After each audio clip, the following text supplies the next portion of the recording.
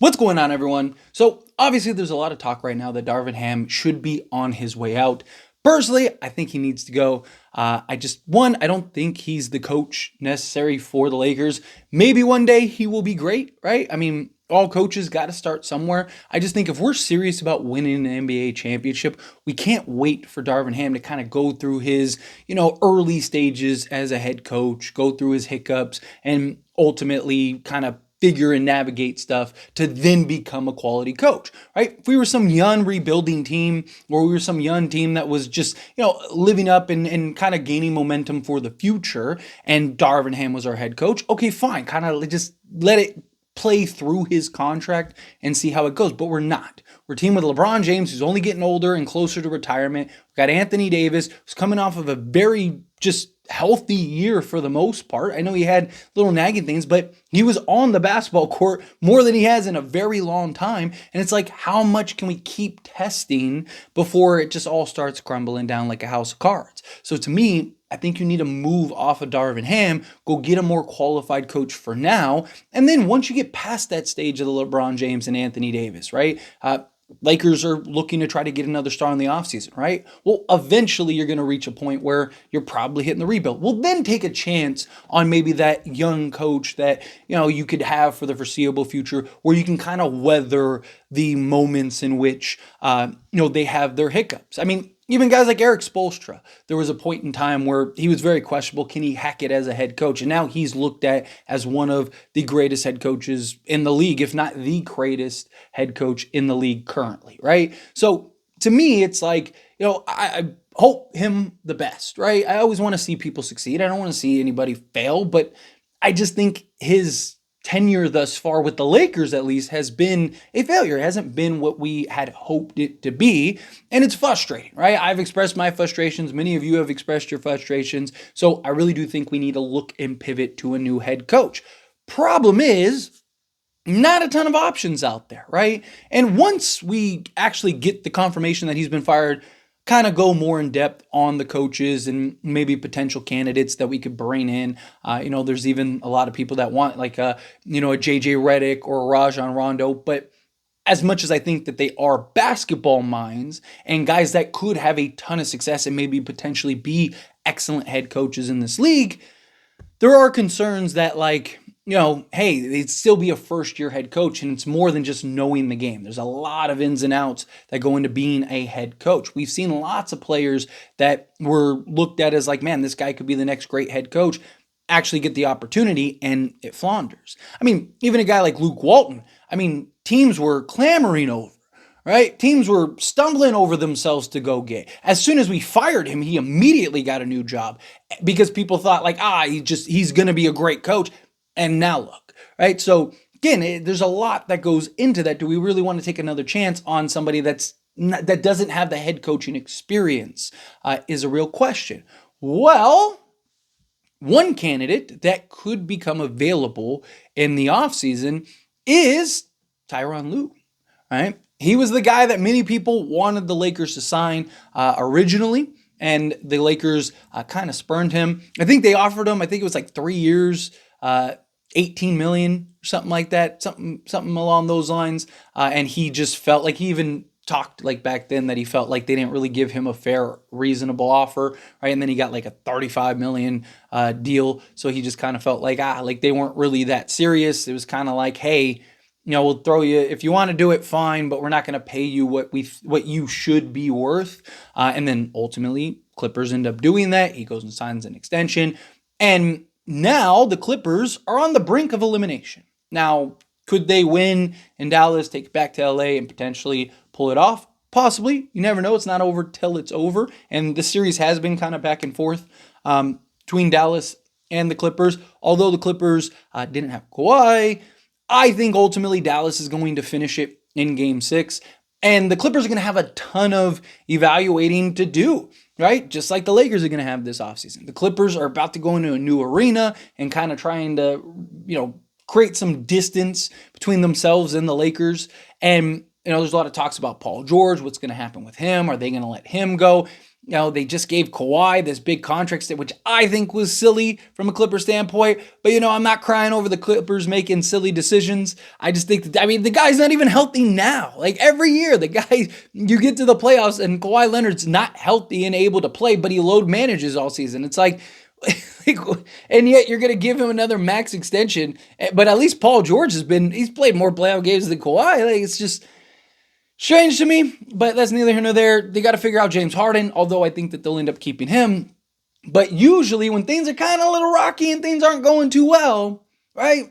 Coach is usually the person that goes. And it's like, hey, we're keeping our players. We're not getting rid of our players, but we got to change something, right? Even if we do let Paul George go, right? Tyronn Lue hasn't been able to figure it out, right? Well, maybe they end up, relieving him of his duties. Now, if I'm not mistaken, his 2024, so he still has another year, 2024, 2025, but I believe it's non-guaranteed. I was trying to look into a little more detail, and I couldn't really find it. I found like an LA Times article from like a year ago that confirmed that it was that, but like, usually you can find like the contract breakdown. I don't know if I was just looking it up incorrectly or what, but I basically everything that I saw confirmed my thoughts of like, I think he has a non-guaranteed in his final year, which I believe is this year. So it's going to be interesting to see how it plays out because if they were ever going to relieve him of his duties, if it is non-guaranteed, this would be the time in which you would do that, right? Because then he can just kind of go and you don't have to pay him like most organizations. They fire a head coach and now you got to pay that head coach a bunch of, years on top of like paying your new head coach where it's like, okay, good luck to you. We're going to go a different direction. Fire Lue, and then the Lakers can get rid of Darvin Ham and bring in Tyronn Lue, and maybe he can kind of go and kind of ride with LeBron and maybe be a better catalyst to potentially lead to a championship. Out of all the other head coaches, like let's say Tyronn Lue does become available. Out of everyone else that's involved, like that could potentially be a head coaching candidate, just names top of my head, like Terry Stotts, Mark Jackson, Budenholzer, Edelman, like these guys, like all these, like, sure, I guess, like, I don't really think that they're like significant upgrades over Darvin Ham. Like they're a little more technical. They have a little better grasp and understanding of the head coaching job, but none of them are guys that like I look at and just go, oh man, like that's it. That's the head coach. Even like, Jeff or Stan Van Gundy, like they don't really, tickle my fancy, no diddy, right? Like, so it's just, I don't know. It's, and then, the Rondo and Redick route, I do think both of those guys, just their minds, I think that they absolutely have just watch Mind the Game.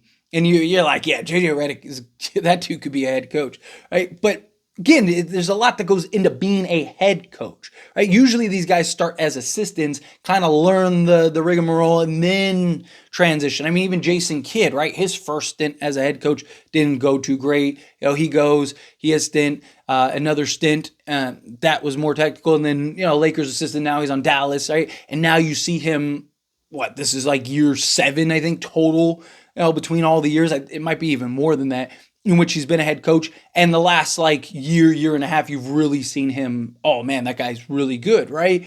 But it wasn't that long ago that even Dallas fans were like, why did they hire this guy? He does it always. Like, so again, it's just, do you run the risk? Like if they're great, then beautiful, right? But do you run that risk where I feel like Tyronn Lue, he's proven, he's won a championship, he understands LeBron, he knows how to kind of, he's kind of one of the few guys that can kind of tell LeBron, like, no, this is what we're going to do, right? He's always been really good at just kind of, capitalizing on players and kind of getting the best out of them at times, right? A lot of the things that I want to see Darvin Ham do, Tyronn Lue is actually pretty good in that regard, right? He is perceived as one of the better head coaches, and he's somebody that, again, has the brains, the know-how, the experience, the resume, right? He's navigated, he worked with LeBron, so he can kind of help LeBron and kind of, deal with what comes with LeBron as a head coach, right? Like, and also there was a report even yesterday, I believe, that said that, like, that's the guy that LeBron still wants. Like LeBron volleyed for Ty the first go around, he wants him this time, right? If he becomes available, that's who he wants the Lakers to sign over anybody else, which I believe it. I get it. That is his guy. He's coached him. He's won a championship with them, right? He was the guy that kind of was like, no, we need to hire him as the head coach in Cleveland. So, like, to me, there's several teams that we kind of like want to lose in order to help. Like, again, the Clippers, right? If they lose, like, that could potentially have some significant impact with the Lakers, right? Paul George, he's always wanted to be a Laker. Can you work something out there? Tyronn Lue, right? Maybe get the head coach in that regard. You have some other, like the Cavs, if they end up fizzling out, right? Donovan Mitchell's linked to the Lakers. And so there's a lot of like teams that I'm kind of keeping an eye on and seeing like, okay, how do they look? How do they progress? Right? Like, are they able, like, does this benefit us? Does this not? So kind of see how this all plays out. But getting and landing Tyronn Lue, I think would make a lot of sense for the Lakers, right? I think he's a guy that, again, is proven, right? Where, I've seen people throw out like, Mike Budenholzer, right? Yes, he's won a championship, but he was fired a lot for similar reasons of Darvin Ham. And everything that Darvin Ham does is exactly what Budenholzer does, and everything that he was criticized for. Not properly utilizing players, not calling timeouts, right? Not really seeming to game manage enough to where, you can have real success. So I don't know. I think if Lue becomes available, I think you snag him. I do. I think the Lakers don't mess around, right? Go get him. You put together a championship roster. You work with him, LeBron, AD, and really try to go for this thing in the last year or two or however many years LeBron sticks around with the Lakers. That's kind of where I'm at as far as that goes. So fingers crossed. Hopefully the Clippers lose in the first round, and that causes the Clippers to now have to kind of, let's kind of restructure here and tear things down a little bit. Steve Ballmer, he's not going to be happy about that. He's got a new stadium. So I think it's going to be interesting. But anyway, as always, this is a discussion. I pass a question on you. Let me know your thoughts and opinions down in the comments below. What do you think? How do you feel? Do you like the idea of Ty? Do you think, go get Lue, go bring him in? If the Clippers end up letting him go, do you think, no, like, let's pivot a different direction. Let's not go with the LeBron guy. But even like that, because I have seen people say that, that's why I even mentioned it. Thing is, like, he's a guy that I wouldn't mind even post LeBron. Like, he's definitely a LeBron guy, don't get me wrong. But I also I also think he is a very good, serviceable coach, even post LeBron. Because, if the Lakers do get a third star or whatever, right, like, you're still going to be trying to contend for NBA championships. And I think Lue could stick around. You sign him to like a 5-year deal or whatever, or at least till the end of AD's contract, right? Sign him to a 4-year deal, something like that. Just thought. But anyway, again, love to hear your thoughts and opinions down in the comments below. That being said, if you haven't liked this video, hit that like button. Helps me a lot. So we enjoy these types of videos, and I truly appreciate it. Not subscribe channel, hit that subscribe button. Turn on the bell notifications. Appreciate y'all. See you in the next one. Thank you.